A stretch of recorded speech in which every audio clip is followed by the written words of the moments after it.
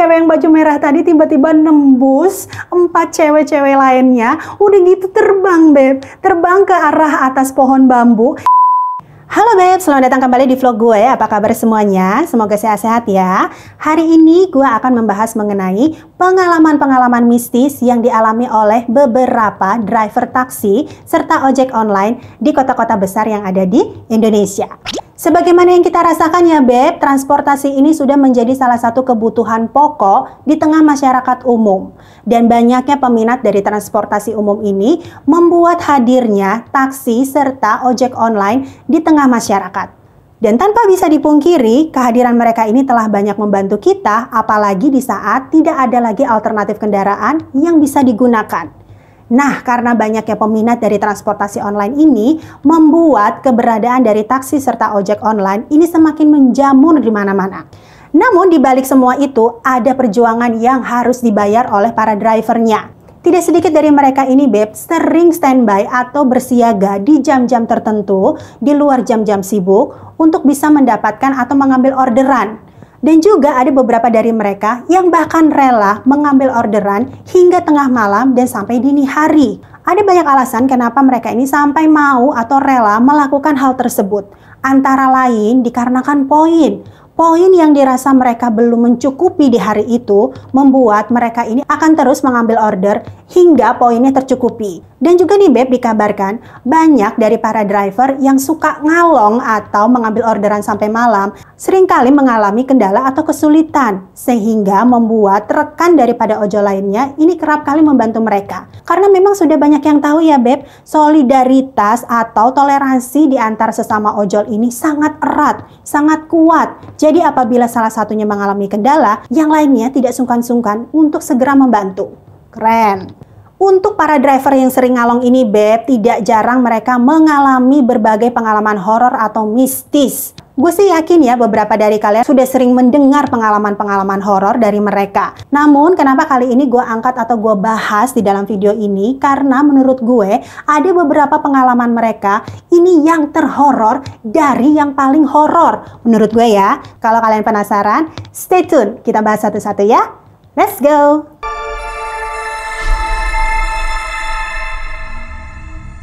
Cerita pertama ini datangnya dari kota Jakarta, dialami oleh seorang driver taksi online bernama Tanu. Mas Tanu ini saat kejadian sedang mengambil orderan sampai malam Beb. Nah karena dia udah seharian ngambil orderan, dia udah mulai ngerasa capek nih, lelah gitu. Dan memutuskan untuk istirahat sejenak. Dan saat itu Mas Tanu ini memarkirkan mobilnya di pinggiran atau di dekat kawasan TPU Tanah Kusir, Jakarta.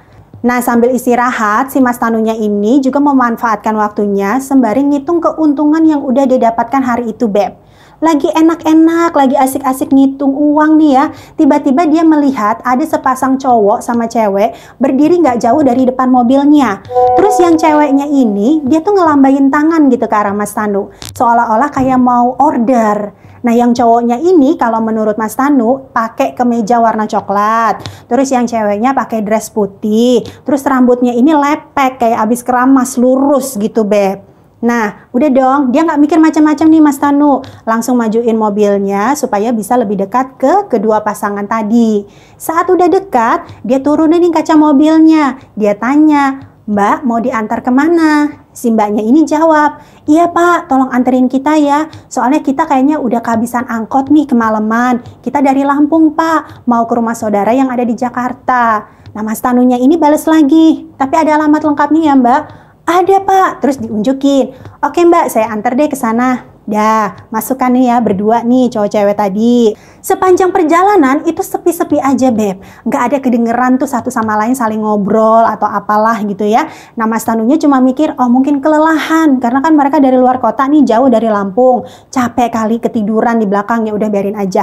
Pada saat dalam perjalanan, Mas Tanu ini sempat nyium aroma semacam kayak barang kebakar atau kentang goreng gitu Beb. Sebenarnya sih kalau bawa kentang goreng enak ya, tapi ini kok kayaknya serem ya. Dah balik lagi ke Mas Tanu. Akhirnya singkat cerita sampai ini di tujuan. Begitu sampai tujuan ini juga masih terdengar sunyi. Nggak ada tuh suara-suara orang kayak ngobrol atau kusuk-kusuk seolah-olah kayak mau turun dari mobil. Kayak sepi-sepi aja. Si Mas Tanunya ini masih mikir kalau mereka berdua ini ketiduran. Akhirnya dicoba dibangunin kan, nengok ke belakang mau ngebangunin. Lah pada saat nengok, itu kok penumpangnya dua-duanya udah nggak ada, Beb. Mereka udah lenyap, nggak ngerti kemana, turunnya dari mana, lewat mana, itu nggak ketahuan. Dia langsung lemes, apalagi dia lihat itu rumah yang jadi tujuan mereka. Itu rumah kosong, udah nggak keurus lama, karena udah kotor banget, terus udah banyak semak-semak belukar gitu, Beb. Aduh, tambah lemes deh tuh si Mas Tanu. Udahlah dia mundurin mobilnya ya. Pada saat dia mundurin mobil, dia itu ngelewatin semacam pos satpam. Udah gitu, satpamnya ada lagi berdiri di situ, Beb, megang senter.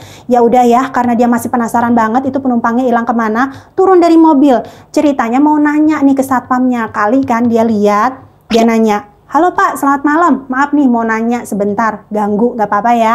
Satpamnya dengan ramah dia jawab, "Oh ya nggak apa-apa Pak, bisa dibantu, ada apa nih?" Terus si Tanunya nanya kan, "Pak, saya ini taksi online, barusan bawa penumpang 2 orang, satu cewek satu cowok, minta diturunin di depan rumah itu. Saya pikir kan mereka tidur nih Pak, karena sepi-sepi aja sepanjang jalan. Pada saat saya mau bangunin mereka, lah kok merekanya nggak ada Pak, turun lewat mana saya juga nggak tahu, nggak kedengeran. Kali Bapak lihat ada 2 orang turun dari mobil saya." Nah security-nya bingung kan, dengar Mas Tanunya ngomong kayak begitu. Terus dia bilang, "Enggak Pak, tadi pas saya lihat mobil Bapak ngelewatin pos saya lihat Bapak di dalam mobil sendiri. Nggak ada tuh 2 penumpang lainnya Pak, nggak salah ya?" Aduh, udah Mas Tanunya itu tambah kalut ngedenger si Bapak Satpam yang ngomong kayak gitu. Udahlah, dah balik aja. "Aduh Pak, ya udah deh, mungkin saya lagi amsyong kali ya Pak ya, kecolongan. Masih aja lagian hari gini ada yang begitu-gitu ya Pak ya." Terus si satpamnya kayak tersenyum simpul doang gitu sambil ngomong, "Ya Pak, ya udah hati-hati ya di jalan." Udah gitu doang. Dah kan, si Tanunya balik lagi nih ke mobil, terus nyalain lampu. Begitu lampunya nyorot ke arah pos security atau pos satpam itu, satpamnya masih ada di situ, Beb. Cuma posisinya dia lagi ngebalikin badan. Tahu nggak, Beb, itu di punggungnya ada apa? Di punggungnya itu satpam ada linggis nancep. Ya Allah ya Robi, kaget nih yang barusan belum hilang, ini ditambah shock lagi, jantung rasanya mau copot. Itu si Mas Tanu, ya Allah, udah dia langsung dalam keadaan kalut, dia tancap gas pergi, Beb. Nah sebelum dia tancap gas itu, dia sempat ngeliat lagi ke arah pos itu kan, nggak tahu kenapa tiba-tiba matanya pengen lihat aja gitu ke arah situ. Lah security-nya udah lagi senyum sembari ngeliatin dia, Beb. Aduh ya Allah. Cerita kedua ini datangnya dari Yogyakarta, dari seorang driver ojek online bernama Yoga, usia 40 tahun. Ini memang kisahnya sudah cukup populer sih Beb di Yogyakarta, karena seringnya para ojek online terima orderan dari nama penumpang ini, yaitu Aisyah. Pada saat kejadian, si Mas Yoga ini terima orderan dari aplikasi sekitar jam 9 malam dari yang namanya Aisyah tadi, Beb. Dia ini minta di pick up atau dijemput di kawasan Malioboro untuk tujuan pengantaran di lokasi Mejinglor, Kecamatan Godean, Yogyakarta. Dah, singkat cerita, ketemu nih mereka, udah kan? Langsung naik ojek, itu nggak ada yang aneh-aneh, masih super biasa-biasa aja. Sepanjang jalan juga si Mas Yoganya ini sempat ngajak ngobrol si Mbak Aisyah, supaya nggak canggung Beb, supaya suasananya itu lebih rileks. Nah kebetulan si Mbak Aisyahnya ini ngejawab, walaupun jawabnya cuma ala kadarnya aja sih.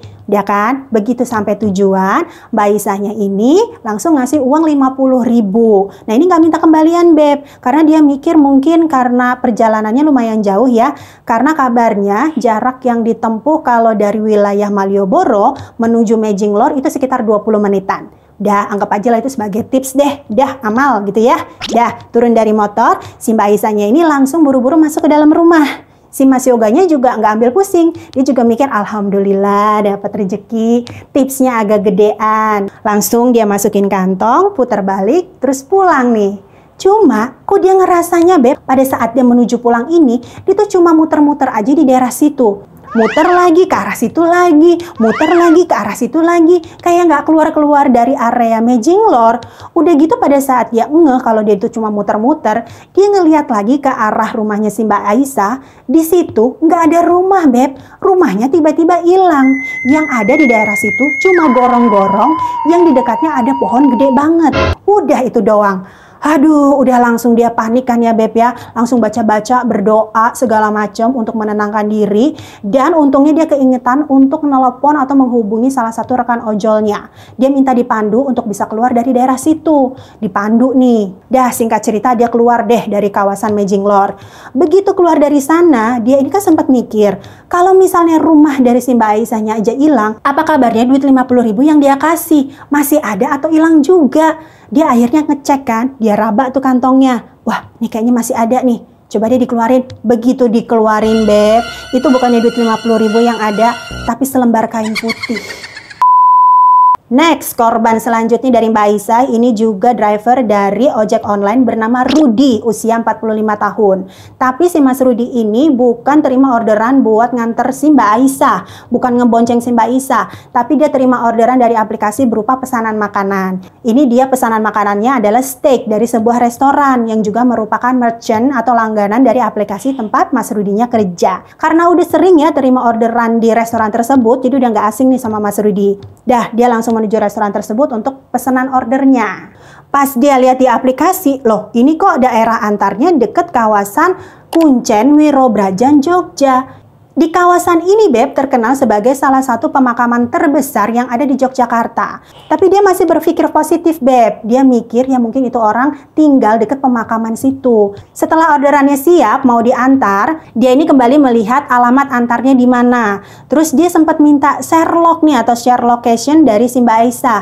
Dikasih kan, maksudnya supaya nggak salah antar. Pas dicek lagi, oh ini kok deket sama pasar Kelitikan, tapi kok menggeser ke arah barat, deket sama tempat pemakaman. Aduh, ini gimana ya? Sempat mikir lagi kan, antar enggak. Karena kalau misalnya dia cancel, nanti kan ngaruh kepada rating dia. Jadi jelek kan, kinerjanya atau performance-nya jadi jelek. Ya udahlah, antar aja udah terlanjur kan, lagian pesanan udah di tangan.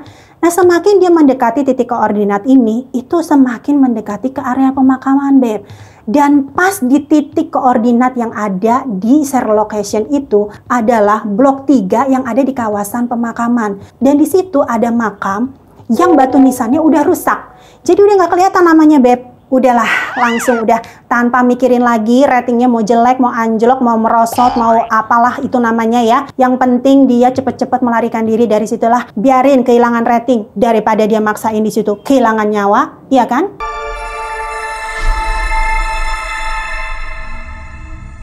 Cerita berikutnya ini datang dari kota Semarang, dialami oleh seorang mahasiswi bernama Monica. Dia ini mahasiswi perantauan tapi kuliah di Undip.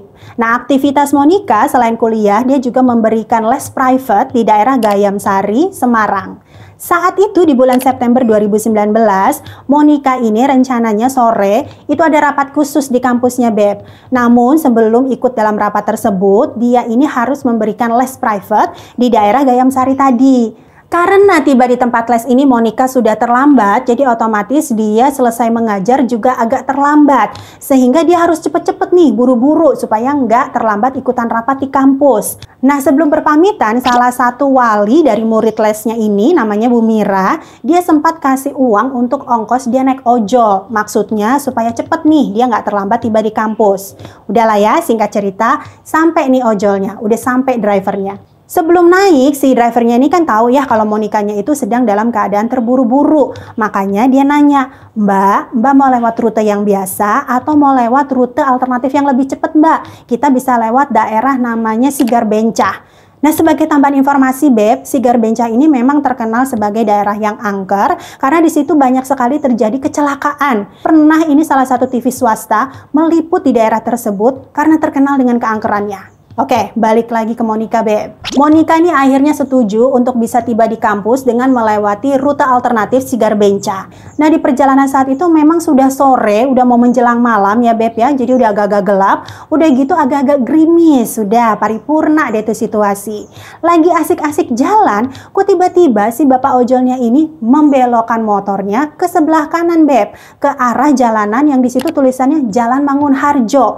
Monikanya kan sempat nanya, Pak, kenapa belok kanan? Kita lurus aja, Pak, ngikutin jalan besar. Terus si bapak ojolnya bilang, nggak apa-apa, Mbak, ini udah bener kok kalau menurut mapnya. Ini adalah salah satu rute tercepat untuk bisa sampai ke Undip. Ya memang, Beb, menurut berita yang berkembang, Jalan Mangunharjo ini memang salah satu rute alternatif tercepat untuk bisa mencapai Undip. Ya udah, nurut aja ya Monikanya ya. Nah, pada saat perjalanan tersebut, mereka itu tiba di sebuah kayak perkampungan, tapi penduduknya atau rumah-rumahnya ini agak-agak jarang. Udah gitu penerangannya nggak terlalu bagus, Beb. Nggak ada lampu gitu di jalanannya. Penerangan ini cuma bersumber dari rumah-rumah penduduk di sekitarnya. Tapi saat itu juga belum semua rumah nyalain lampu. Jadi keadaannya gelap enggak, terang enggak. Ya kayak remang-remang gitulah. Pada saat melewati pemukiman yang agak mencekam itu, tiba-tiba ini si Monika mendengar sayup-sayup suara kayak keramaian gitu, Beb. Kayak suara gamelan dari jauh. Tapi dia nggak terlalu peduliin, Beb. Udahlah, cuek aja lah. Yang penting dia selamat sampai tujuan. Nah, nggak lama si bapak ojolnya ini sempat nanya ke Monika, Mbak nggak apa-apa? Terus si Monikanya jawab, ya nggak apa-apa, Pak. Nggak lama abis nanya gitu, lampu motornya mati, Beb. Otomatis turun kan buat ngecek. Pada saat turun, si bapaknya nanya lagi ke si Monika, Mbak nggak apa-apa? Monikanya jawab, iya Pak, nggak apa-apa. Itu nanya begitu terus, Beb, sampai 4 kali. Nah, di pertanyaan ketiga, lampu motornya nyala. Langsung mereka lanjutkan perjalanan kan. Tiba-tiba, Beb, ini motor yang dinaiki mereka memasuki wilayah hutan. Harusnya nggak lewat situ. Kaget kan Monikanya. Akhirnya dia ngingetin si bapaknya sambil nepak gitu. Pak, puter balik. Ini kayaknya salah deh, Pak, mapnya. Kita harusnya nggak lewat sini. Tapi bapaknya nyuekin dari Monika. Dia nyuekin bener-bener yang nggak ngedengerin. Padahal si Monika ini berkali-kali ngingetin untuk puter balik. Sampai 6 kali, Beb, dia ngomong, Pak, puter balik, Pak, puter balik. Tapi dicuekin, tetap nggak didengerin. Saking udah keselnya nih, Beb, ya bayangin aja 6 kali ngomong dicuekin. Si Monika ini akhirnya, mohon maaf nih ya, ngeplak kepala bapaknya, helm bapaknya sambil ngomong lagi, Pak, puter balik. Nah, pada saat dikeplak helmnya itu, baru bapaknya ini tersadar. Kayak apa ya, kayak kaget gitu, seolah-olah tersadar dari lamunan yang lama. Langsung istighfar ya kan. Terus dia bilang makasih sama si Monika ini, karena udah disadarin. Dia bilang, tadi tuh dia ngerasanya kayak seolah-olah bukan dia yang bawa motornya, Beb. Nggak bisa ngontrol gitu. Dia kayaknya cuman bengong aja. Sampai akhirnya dikeplak, dia baru sadar deh. Nah, akhirnya mereka sampai lagi lah ya ke jalan raya besar. Itu nama daerahnya atau areanya Bulusan gitu, Beb. Nah, di sana Monika ini sempat ngomong sama si bapak ojolnya, bilang, Pak, hati-hati ya, kalau bisa bawa motornya agak dipelanin. Soalnya di depan sana ada banyak orang mau nyebrang. Nah, si bapaknya ini bukannya melanin motor, dia malah balik nanya, emang mbaknya bisa lihat ada banyak orang itu di depan pada mau nyebrang? Lah, bingung kan si Monika. Dia langsung mikir, apa si bapaknya ini bisa lihat makhluk halus juga atau gimana? Belum selesai ini rasa herannya ya, si bapak ojolnya ini juga menambahkan cerita. Pas tadi lewat pemukiman warga yang sepi itu, yang agak mencekam, dia dengar suara gamelan katanya. Terus dia ngingetin Monika, kalau suatu saat Monika ada di daerah lain, terus dengar suara gamelan, jangan ditanggepin, udah cuekin aja. Itu lagi banyak makhluk halus lagi pesta. Jangan sekali-kali kepengen, penasaran, apalagi sampai ikutan ke pesta itu. Jangan, udah cuekin aja. Karena dia juga cerita ya, Beb ya, pas lewat di depan rumah-rumah warga tadi, itu katanya banyak banget orang-orang lagi pada nangis katanya, Beb, sepanjang jalan. Makanya berulang kali si bapak ojol nanya ke Monika, Mbak bebe aja, Mbak bebe aja. Karena dia takut, Beb, khawatir gitu kalau Monikanya ini kenapa-kenapa. Udahlah ya, si Monikanya iyain aja, sambil dia tuh masih terheran-heran, masih agak shock gitu ya sama pengalaman mistisnya itu. Akhirnya sampai di kampus, udah dia pamitan, dia ngasih uang ke si bapaknya. Karena saat itu gerimisnya udah mulai agak gede, dia agak lari nih gitu supaya bisa cepet dapat tempat berteduh. Nah, sebelum sampai ke tempat dia neduh, dia ini sempat balikin badan nengok. Udah nggak ada, Beb, bapaknya udah pergi. Kok nggak kedengeran ya? Bapak itu punya ilmu ninja atau apa, nggak ngerti juga, kok cepet amat perginya, nggak kedengeran pula. Udahlah ya, dia ikut rapat, alhamdulillah, keburu gitu ya, nggak terlambat. Selesai rapat, dia ini cerita gitu pengalamannya ke temannya mengenai pengalaman mistis yang barusan. Temannya ini ikut penasaran gitu, Beb. Terus dia minta Monika supaya bisa ngecek di aplikasi ada history nggak kalau Monika itu pernah mesen atau naik ojek tersebut. Ya karena saat itu Monika nggak terlalu diseriusin gitu ya. Jadi ya udah diiyain aja, tapi dia nggak langsung cek. Nah, besok harinya karena dia keingetan lagi, penasaran kan. Terus dia coba ngecek kan historinya di aplikasi tersebut, Beb. Dan itu nggak ada history Monika pernah naik ojek online kemarin di jam itu sama si bapak namanya titik-titik. Nggak tahu lah siapa ya itu namanya ya. Aduh, jadi itu siapa yang nganterin Monika, yang banyak ngasih nasihat ngingetin Monika, itu siapa ya, Beb ya? Aduh, wallahu alam deh ya.